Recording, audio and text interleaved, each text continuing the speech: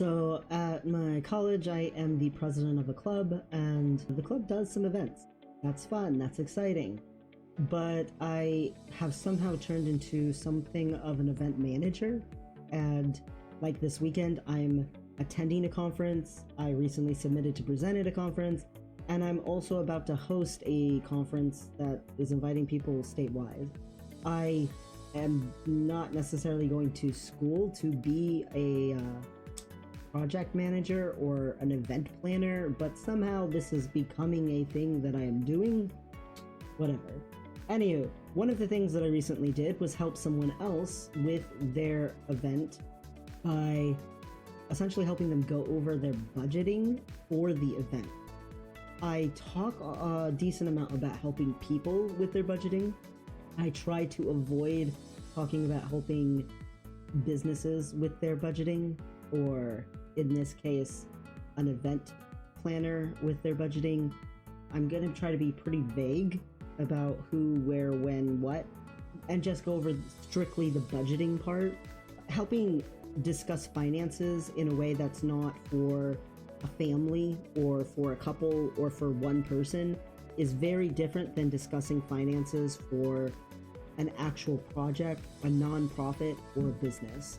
You have to pay attention to more than just here's what would be good for you for getting out of debt or balancing, how much you're spending in a month, how much you're investing into the future. There's so much more, for instance, jargon, but on top of that, there's so much legal stuff that you have to pay attention to. You have to pay attention to liability issues, you have to pay attention to tax issues, you have to pay attention to a lot of extra stuff. And so when going over the budget for this event planner and, their budget for their big giant project, since I had been successfully doing events, they wanted my advice. They set aside part of the budget to pay their workers. Good, that's excellent. They didn't know if that should actually be in the budget. And I was very confused by that. And they were like, well, I'm pursuing these sponsors and the sponsorship stuff. I don't want my request to look too huge. So should I even put employee wages included in what I'm asking for when I'm creating, my sponsorship package that I'm giving to these sponsors? And I said, yes, because it's part of your expenses. Technically, all of everything you're asking for is for the sponsors. Are you going to take off decorations? Are you going to say, oh yeah, I only want this sponsor to help me with food, so the only part of the budget I'm going to show them is the food? What if they also wanted to help with prizes? What if they also wanted to help pay for t-shirts for your volunteers and your workers? What if they wanted to pay for hoodies for your winners? You are cutting yourself off at the ankle by not showing them everything that's actually going to be asked for. It's way better to overshoot and underestimate when doing event planning or budgeting for events. It is significantly better to pursue more money than you think you need so that you are fully covered for any kind of weird something that comes up, because something is going to come up. I was just talking with a dude from NASA, and his last hackathon that he did, the venue got changed last second. They canceled. And he thankfully knew someone with a nonprofit who was willing to help in the last second him get a new venue and pay for it. Because otherwise he would have been completely lost. His whole event couldn't happen without somewhere to have it. And so all these students coming from all over to NASA to do their freaking hackathon wouldn't have had anywhere to actually do it. They canceled 2 days before or something like that. Like, he had almost no time to find a new location and give it to everybody. But he had planned in his budget for emergency something, and thank goodness he had. And he had already made some sort of networking contact who could help him out. Thank goodness he had. And that was the advice I gave to this person. I said, look, you need to have way more sponsors that you're going to reach out to than that you think you will need. You need to be adding names to this list here because you need to network. even if they don't do something for this event, you need to have had contact with them for future situations. Secondly, you need to absolutely show the full budget of what you're shooting for, and you need to overestimate just a little bit because stuff's going to happen. Don't be so intimidated by them saying no that you don't pursue a yes. That's just advice for life. You don't even have to be balancing a budget or planning an event. You could be asking a girl on a date. I don't know. Just don't be so intimidated by the thought of a no that you don't pursue a yes. Okay? But the other thing with budgeting for this is you have to itemize everything on the spreadsheet, like pretty much in detail. And then you also need an itemized itinerary to go with all of this stuff. People are going to have questions, so you need to define everything. You need to have things well laid out. And because of that, sometimes stuff gets lost in translation. So I always suggest creating like some sort of a meeting where you can answer questions, or else a frequently asked questions list or something. Because if you say, hey, I want $100 for decorations, well, someone might say, well, if I help, are you going to make a banner as one of the decorations? Can my logo for my business be on that banner if I sponsor? You need to have more detail than decorations as a heading. You also need to assume that you're going to have to make adjustments, which means you need to have set aside money for availability for switching up stuff.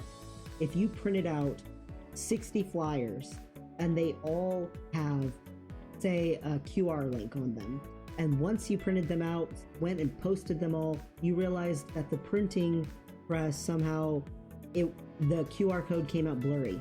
And no matter what angle you move your phone, it's not actually working. And you're like, oh no, what have I done? You gotta go reprint all them flyers, repost all them flyers because your QR code doesn't work. If you didn't budget for that, now you're stuck with flyers that maybe say the right information and maybe there's a link on it. But you're gonna have to hope someone sits there and types in that link because your QR code is just gone. It doesn't work.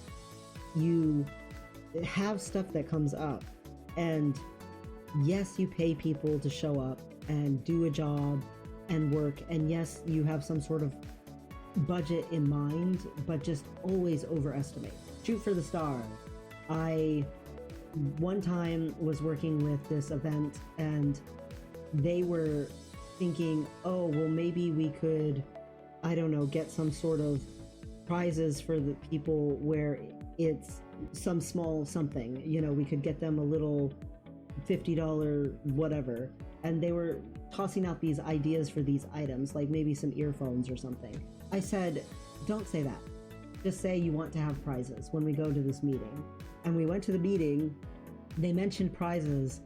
The person who was the administrator for this nonprofit said, oh, well, we often do gift cards. And they were said, oh, well, I was thinking like physical prizes, like maybe headphones. And I just wanted to be like, oh, why did you say that? And so thankfully I said, but any prizes are obviously good. We want there to be prizes. And so the administrator said again, well, we can do $100 gift cards. We can make a whole bunch of them. How many do you need? And the other person shut up very fast because that was double the value of the prize they had thought was going to happen if they got a physical prize. And now the winners get $100 to spend on whatever they want. You know, sometimes it's so funny. That person also, they were like, oh, someone told me they're going to do this. And I'm like, cool. So did they put it in writing? And they're like, what do you mean? I'm like, you need a paper trail. And he's like, oh, well, they said it. And I'm like, they're going to forget. They don't remember that they said that. And they might not even have the approval to be the person to promise you that. So what you need to do is say, hey, thank you for talking today. That meeting went really well, I felt like. Thank you for talking to me about this, this, this, and this. And you're appreciating them, and you're also creating the opportunity for them to confirm, yeah, those things are going to happen. Thus, you get a paper trail. And they were like, oh my God, I need to go do that right now. It was fun. It was funny. But The point is with budgeting in specific for event planning, laying out every single individual cost and then going into detail about them is good for you, and it's good for you to have answers if they ask, but also just offering, hey, we have this sponsorship package, and here's the things we'll do if you donate 1,000, if you donate 5,000, if you donate 10,000, and then letting them decide where they want to fall on that. Don't assume for them. Don't think, oh, what I'm doing is probably too small or too uninteresting to them. You know, you don't have to convince them. The content will sell itself if you actually bring it there. And you actually say, look, this is what we're looking for, this is what we're trying to do, and here's the kind of impact we're trying to have. Let them decide. They can see, they can read. Here's the numbers right in front of them. They have a brain. They know which of those numbers works for them. You don't need to convince them to please pick a number. They've already picked one partway through what you're saying. You don't even have to finish what you're saying before they've decided. So just go in there and let them pick. But if you don't set up a really well thought out presentation of some sort, you don't have answers to questions that they ask, and you seem like you're just kind of winging it, yeah, they're going to be a little hesitant. But if you come in there and you know what you're saying, everything is itemized if they want it, they already know what they can do. They know what yes looks like for them. But you really easily can turn that into a no if you don't understand your own budget, or if you're trying to hide parts of your own budget. And you don't have to show them all of the details right off the bat. But if they want them, if they ask, they might only ask one question, but that question is really random, and if you don't know the answer to it, they don't care about the answers to any other question. You might only need to convince them just one time by knowing your budget. So know exactly how much your employees are going to get paid. Yes, present that. Know exactly how much it costs for the venue. Know how much you're going to pay each speaker that's going to come speak. Know how much the panelists cost. Know how much the judges are going to be given some sort of thank you gift. Know what kind of, prizes you're going to give to the people who sponsor. Are you going to actually make a banner with their logo on it? Are you going to add their logo to the website? Are you going to add their logo to commercials? Are you going to do a thank you speech at the event with everybody who donated? Are you going to create pamphlets and have a list of donators on the back? What are you going to do to make it so that they feel like everyone knows, yeah, they did a good thing? The budget is almost transactional, especially with event planning. But even in business and trading and stuff, a lot of it is some weird form of bartering. I'll do this for you and you'll do this for me, and we'll both win. With especially events or non-profit organizations, that has to be done in specific ways. And those specific ways have to be very legal and no liabilities allowed. They don't want to be involved in anything where they could end up liable for anything. How well you can lay out your budget helps them know how well you can lay out the event. They'll want to know what you're planning to do. They'll want to know that you have an itinerary, and they'll want to know that you've actually thought about where all this money is going and to what and exactly how much. You can always invent costs, and maybe you won't use every cost. The other thing is don't ask for them to just give you money, because that's not something that they're going to necessarily always be comfortable with. Ask them for stuff. Say, hey, we're gonna do catering. Can I send you have you pay the invoice? Say, hey, we want to have prizes. And again, you might end up with gift cards or something being offered. Did something with Microsoft once, and they gave out Xboxes and leftover, little PCs and stuff that they had laying around to just give out for stuff anyway.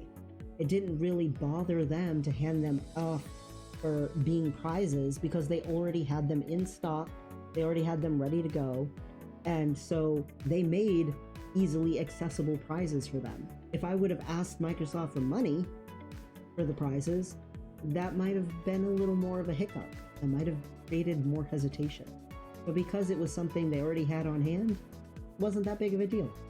The other thing is, with the budgeting and trying to make the money make sense, is sometimes because things come from multiple directions, people join in together. I've seen before nonprofits like team up with each other because they trust each other and they know what liabilities will not be on their plate anymore if they work with this other nonprofit. They know what sort of tax issues are going to come up working with another nonprofit versus working with a person or with your little baby fledgling business or whatever it is. And so they'll combine together and create a joint idea. And the bad thing about that is they have to deliberate what comes out of whose pockets. But the good thing about that is you're pretty much guaranteed sponsorship. So it has its caveat. If you have a decent amount of time before your event, encourage that. But if your event is, you only have a month to make it happen, you might want to stay away from that because it does take longer for deliberations for, again, who's actually going to pay for what. I don't know if any of this is helpful for anyone, but hopefully it is. And again, I've tried to say pretty vague. I did mention a couple of companies, but it's stuff that's happened quite decently long ago enough that it's probably not a big deal.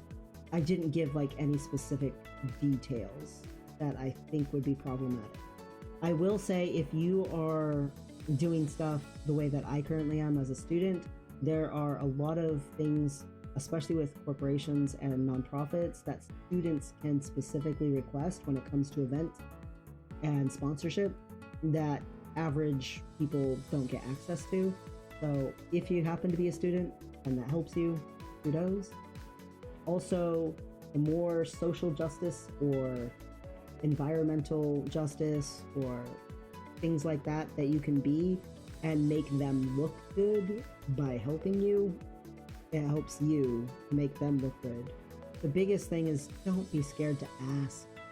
If you've set everything up for success, if you've actually gone over the details, laid out your spreadsheets, made your itinerary, made your documents, answered all the questions you can think of that might come up, if you're prepared, don't be scared to ask.